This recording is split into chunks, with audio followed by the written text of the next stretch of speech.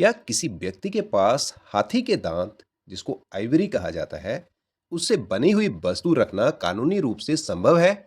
यदि हाँ, तो किन परिस्थितियों में? और आखिर क्यों एक पॉपुलर अभिनेता मोहनलाल का आइवरी केस पूरे देश में चर्चा का विषय बना हुआ है? आज हम इस समाचार को केवल करंट अफेयर्स के रूप में नहीं, बल्कि सिविल सर्विसेज एग्जामिनेशन के environment, biodiversity, wild life laws और गवर्नेंस पर्सपेक्टिव से समझेंगे। हाल ही में एक प्रसिद्ध अभिनेता मोहनलाल ने केरला फॉरेस्ट डिपार्टमेंट के समक्ष अपने पास मौजूद एक आइवरी आर्टिकल की घोषणा की और उसको करने के लिए आवेदन प्रस्तुत किया। उन्होंने ये आवेदन वन टाइम एमनेस्टी स्कीम के अंतर्गत किया है और इस आवेदन का पर्पस है फॉरेस्ट डिपार्टमेंट के रिकॉर्ड में उस वाइल्ड लाइफ आर्टिकल का विधिवत पंजीकरण कराना तथा कानूनी प्रक्रिया का पालन करना। इस आवेदन के बाद फॉरेस्ट डिपार्टमेंट के अधिकारियों ने उनके कोची स्थित निवास पर जाकर उस आइवरी आर्टिकल का निरीक्षण भी किया और ये पूरा मामला केरला हाईकोर्ट की एक टिप्पणी के बाद चर्चा में आया। सबसे पहले हम समझते हैं कि आइवरी क्या होती है।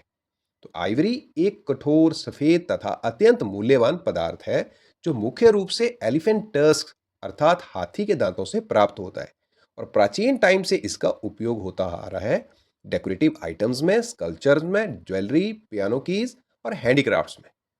लेकिन इसकी बढ़ती हुई मांग ने हाथियों के अवैध शिकार अर्थात पोचिंग को बढ़ावा दिया और इसके परिणाम स्वरूप विश्व भर में एलिफेंट पॉपुलेशन में गंभीर जो गिरावट देखने को मिली। अब इंडिया में आइवरी पर क्या कानून है उसके बारे में बात करते हैं। भारत में वाइल्ड लाइफ संरक्षण का सबसे महत्वपूर्ण कानून है वाइल्ड लाइफ प्रोटेक्शन एक्ट 1972 और इस अधिनियम का उद्देश्य है wild life conservation, illegal hunting रोकना, वाइल्ड लाइफ ट्रेड को नियंत्रित करना और एंडेंजर्ड स्पीसीज का संरक्षण। एलिफेंट्स भारत की अत्यंत संरक्षित प्रजातियों में शामिल है और इस कानून के अंतर्गत वाइल्ड लाइफ आर्टिकल्स के illegal possession, purchase, sale, transport, import और एक्सपोर्ट सभी को नियंत्रित किया गया है। यदि कोई व्यक्ति कानून का उल्लंघन करता है तो उसके विरुद्ध दंडात्मक कार्रवाई भी की जा सकती है। वन टाइम एमनेस्टी स्कीम क्या है, इसके बारे में भी आपको जानना जरूरी है। एमनेस्टी स्कीम क्या होती है? एमनेस्टी का अर्थ है सरकार लोगों को एक निश्चित अवधि के भीतर अपनी इच्छा से जानकारी देने तथा कानूनी प्रक्रिया पूरी करने का अपॉर्चुनिटी प्रदान करती है और केरला फॉरेस्ट डिपार्टमेंट द्वारा प्रारंभ की गई इस योजना का उद्देश्य है कि जिन लोगों के पास पुराने वाइल्ड लाइफ आर्टिकल्स मौजूद हैं वे उन्हें विभाग के समक्ष घोषित करें, मतलब उसकी डिक्लेरेशन करें और फॉरेस्ट डिपार्टमेंट उन वस्तुओं का निरीक्षण भी करता है। यदि वे निर्धारित कानूनी शर्तों को पूरा करती है तो उनका विधिवत रिकॉर्ड तैयार किया जाता है और इस योजना का उद्देश्य इलीगल वाइल्ड लाइफ ट्रेड को बढ़ावा देना नहीं, बल्कि रिकॉर्ड को पारदर्शी बनाना तथा कानून का पालन सुनिश्चित करना है। केरला हाई कोर्ट की क्या भूमिका है इसमें, इसके बारे में भी बात करते हैं।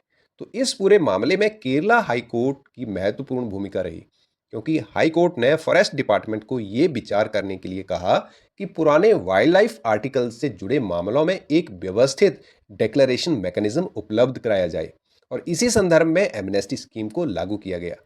इंटरनेशनल पर्सपेक्टिव क्या है इसका? साइट्स क्या है? CITES सिविल सर्विसेज एग्जामिनेशन के लिए एक अत्यंत महत्वपूर्ण संस्था है जिसे साइट्स कहा जाता है। साइट्स का मतलब है convention on international trade in endangered species of wild life, fauna and flora. ये एक इंटरनेशनल एग्रीमेंट है। इसका उद्देश्य है एंडेंजर्ड एनिमल्स और प्लांट्स के इंटरनेशनल ट्रेड को नियंत्रित करना। एलिफेंट्स इस कन्वेंशन के अंतर्गत संरक्षित प्रजातियों में शामिल हैं और इंटरनेशनल कमर्शियल आइवरी ट्रेड पर कठोर नियंत्रण लागू है। भारत भी साइट्स का सदस्य देश है। एनवायरनमेंट पर्सपेक्टिव से देखा जाए तो आइवरी की मांग जितनी अधिक होगी, एलिफेंट पोचिंग उतनी ही बढ़ेगी और पोचिंग केवल एक एनिमल को ही नहीं मारती बल्कि पूरे इकोसिस्टम को प्रभावित करती है क्योंकि एलिफेंट्स को इकोसिस्टम का इंजीनियर भी कहा जाता है।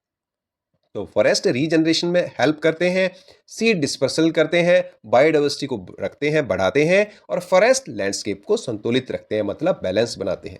इसलिए एलिफेंट कंजर्वेशन केवल वाइल्ड लाइफ प्रोटेक्शन ही नहीं बल्कि इकोसिस्टम कंजर्वेशन भी है।